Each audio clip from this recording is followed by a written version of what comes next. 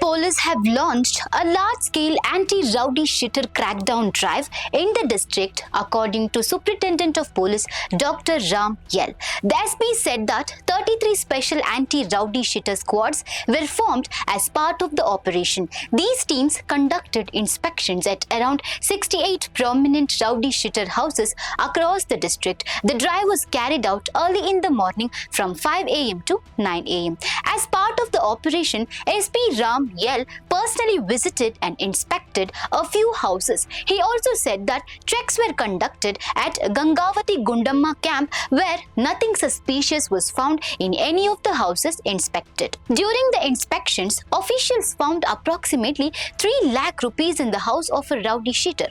The police are currently verifying the relevant documents related to the cash. The SP stated that the anti-rowdy shitter squads were formed on the orders of the Inspector General of Police. He added that similar operations are being carried out across all taluks and police station limits in the district, with each team led by an inspector. He further said that the operation is being closely monitored by himself along with the Additional Superintendent of Police and Deputy Superintendent of Police. The objective of the initiative is to continuously monitor the movements and activities of rowdy shitters, and the SP confirmed that such drives will continue as an ongoing exercise. So viewers, what impact do you think such regular police crackdowns have on controlling rowdy activities in districts like Koppal?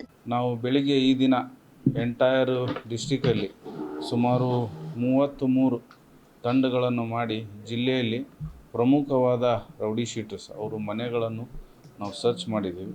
ಸುಮಾರು 68 rowdy ಶೀಟರ್ಸ್ದು check ಮಾಡಿದ್ದೀವಿ. So ಆ ಪ್ರಯುಕ್ತ at a time ಬೆಳಿಗ್ಗೆ 5:30ಗೆ start ಮಾಡಿಬಿಟ್ಟು ಈಗ 9 ಗಂಟೆವರೆಗೂ ನಾವು conclude ಮಾಡಿದ್ದೀವಿ. ಇನ್ಕ್ಲೂಡಿಂಗ್ ನಾನು ಕೂಡ ಫ್ಯೂ ಹೌಸಸ್ ವಿಸಿಟ್ ಮಾಡಿದ್ದೀನಿ. ಅದು ರೌಡಿ ಶೀಟರ್ಸ್ದು ಹೌಸಸ್ ನಾವು ವಿಸಿಟ್ ಮಾಡಿದ್ದೀವಿ. ಇದು ಒಂದು ಗುಂಡಮ್ಮ ಕ್ಯಾಂಪ್ ನಮ್ಗೆ ಯಾವುದೇ ಥರದ್ದು ಏನು ಚೆಕ್ ಮಾಡಿದಾಗ ಎಲ್ಲರೂ ನಾರ್ಮಲ್ ಲೈಫು ಅವ್ರು ಏನೇನು ಆ್ಯಕ್ಟಿವಿಟೀಸ್ ಮಾಡ್ತಾಯಿದ್ದಾರೆ, ಅವ್ರ ಮನೆ ಸರ್ಚ್ ಮಾಡಿದಾಗ ಏನಾದರೂ ಇನ್ಕ್ರಿಮಿನೇಟಿಂಗ್ ಆಬ್ಜೆಕ್ಟ್ಸ್ ಏನಾದರೂ ಸಿಗುತ್ತೆ ಅಂತೆಲ್ಲ ಸರ್ಚ್ ಮಾಡಿದ್ದೀವಿ. ಯಾವುದೇ ಥರದ್ದು ಏನೂ ನಮಗೆ ಇನ್ಕ್ರಿಮಿನೇಟಿಂಗ್ ಆಬ್ಜೆಕ್ಟ್ಸು ಅಥವಾ ಏನೂ ಸಿಕ್ಕಿಲ್ಲ ನಮಗೆ. ಒಬ್ಬರ ಮನೆಯಲ್ಲಿ ಗಂಗಾವತಿ ಟೌನಲ್ಲಿ ದುಡ್ಡು ಸಿಕ್ಕಿದೆ, ಸ್ವಲ್ಪ ಸುಮಾರು 3 ಲಕ್ಷದ ಮೇಲೆ ದುಡ್ಡು ಸಿಕ್ಕಿದೆ. ಸೊ ನಾವು ಅದ್ರದ್ದು ವೆರಿಫೈ ಮಾಡ್ತಾಯಿದ್ದೀವಿ, ಅವ್ರ ಡಾಕ್ಯುಮೆಂಟ್ಸ್ ಎಲ್ಲ ತೊಗೊಂಡು. ಇದು ಒಂದು ಬಿಟ್ಟರೆ ಬೇರೆ ಥರದ್ದು ಯಾವುದೂ ನಮಗೆ ಇನ್ಕ್ರಿಮಿನೇಟಿಂಗ್ ಆಬ್ಜೆಕ್ಟ್ಸ್ ಏನೂ ಸಿಕ್ಕಿಲ್ಲ.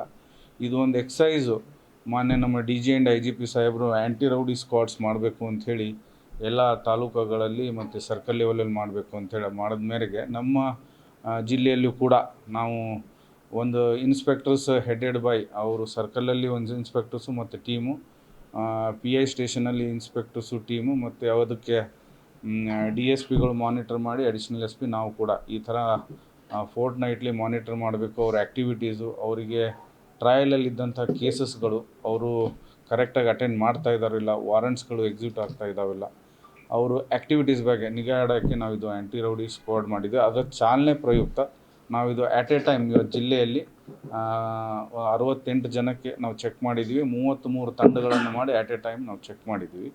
ಸೊ ಇದು ಒಂದು ಮಾಹಿತಿ ತಮಗೆ ಕೊಡೋದಿತ್ತು. ಸೊ ಹಾಗಾಗಿ ಈ ಬೆಳಗಿನ ಜಾವ ತಮಗೆ ನಾನು ಇನ್ಫಾರ್ಮೇಷನ್ ಕೊಡ್ತಾಯಿದ್ದೀನಿ.